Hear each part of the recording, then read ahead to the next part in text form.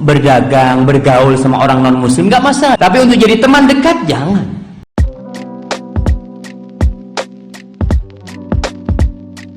Shalom alaikum, selamat datang kembali di channel ini guys. Kali ini saya akan kembali membahas ada seorang ustadz yang lucu lagi dan ngelawak lagi guys. Karena dia membahas tentang kebencian kembali kepada orang-orang yang gak seiman sama dia.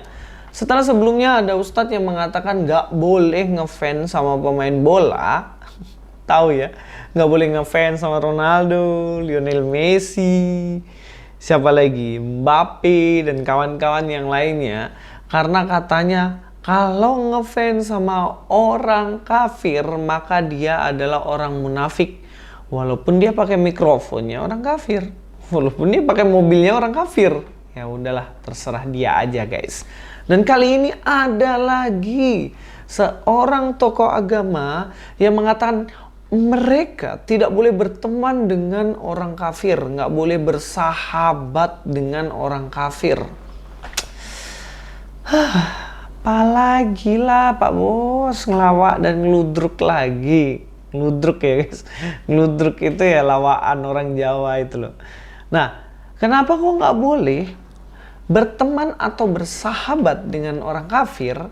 Ya kita tahulah orang kafir ini yang dimaksud non-muslim atau orang Kristen.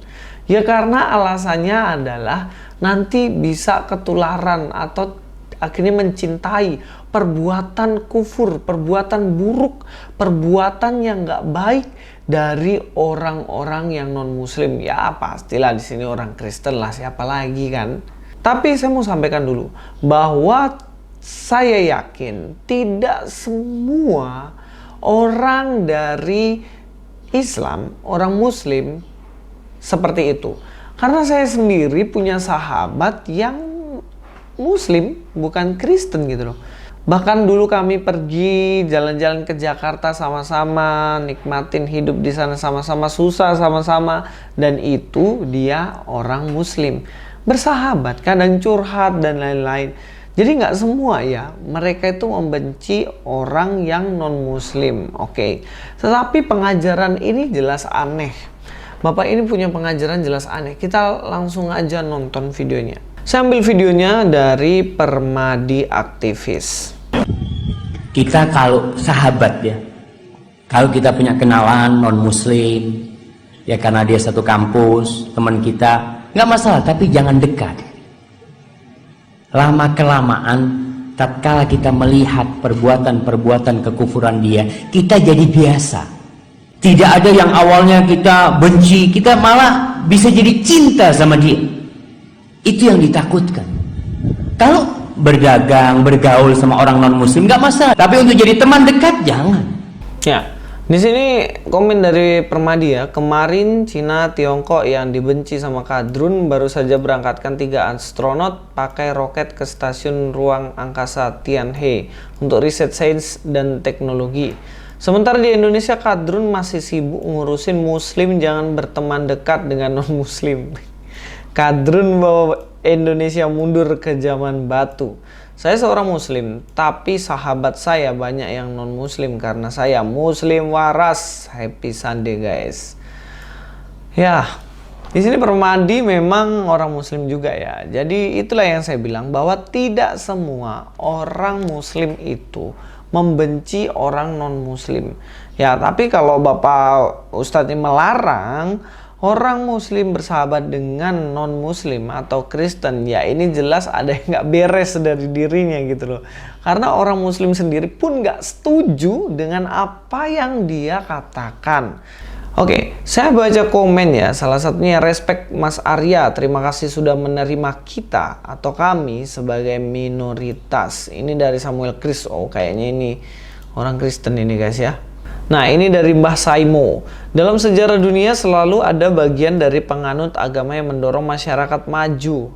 Satu lagi menarik masyarakat ke zaman peradaban awal. Tapi sejarah menunjukkan yang menang secara peradaban selalu yang terus berusaha maju. Yang menarik mundur nantinya hanya mengintili. Mengintili itu mengikuti sebagai konsumen, pengguna, dan pihak yang merasa selalu diberlakukan tidak adil. Padahal itu buah pilihan sikap dan kesadaran mereka. Nah, ini filosofi yang penting ya. Ada orang yang mengajak untuk maju, tapi ada orang yang mengajak untuk mundur. Yang maju udah menemukan beberapa hal dan kemudian menjual produk, dan yang mengajak mundurnya pada akhirnya menjadi pembeli terus. Nggak akan maju-maju ya, karena yang dipikirkan benci, dan benci. Sekarang bagaimana dari sudut pandang Kristen? Apakah kita juga tidak boleh berteman dengan orang yang non-Kristen? Ya jelas ini enggak. Jelas ini adalah satu hal yang keliru. Sebab dalam Kristen justru sebenarnya kita harus berteman dengan mereka. Supaya apa? Supaya kita dapat mengasihi bahkan orang yang membenci kita. Tapi satu hal yang harus kita benci. 1 Yohanes 4 ayat 20. Jikalau seorang berkata aku mengasihi Allah dan ia membenci saudaranya, maka ia adalah pendusta. Karena barang siapa tidak mengasihi saudaranya yang dilihatnya, tidak mungkin mengasihi Allah yang tidak dilihatnya. Nah, kita harus mengasihi orang yang ada di sekitar kita, walaupun mungkin mereka tidak seiman dengan kita. Karena kalau kita tidak bisa mengasihi mereka, maka itu akan membuat kita sebenarnya tidak mengasihi Allah kita yang nggak kelihatan. Jadi poin penting di sini bahwa kita harus mengasihi sesama manusia. Lalu apakah dengan mengasihi ini pada akhirnya kita mencintai dosa mereka? Apakah seperti itu? Ataukah kita harus hidup seperti mereka, melakukan dosa dan terus-menerus hidup dalam dosa? Ya enggak dong. Misalnya kayak seorang pendeta, dia melayani seorang yang terjerat narkoba. Dia membenci tindakan memakai narkoba itu, tapi dia tetap bergaul dengan orang yang memakai narkoba itu supaya dia bisa membimbing orang yang memakai narkoba ini ke jalan yang benar. Tapi kita tidak melakukan seperti apa yang dilakukan orang yang berdosa itu. Nah, itu batasannya.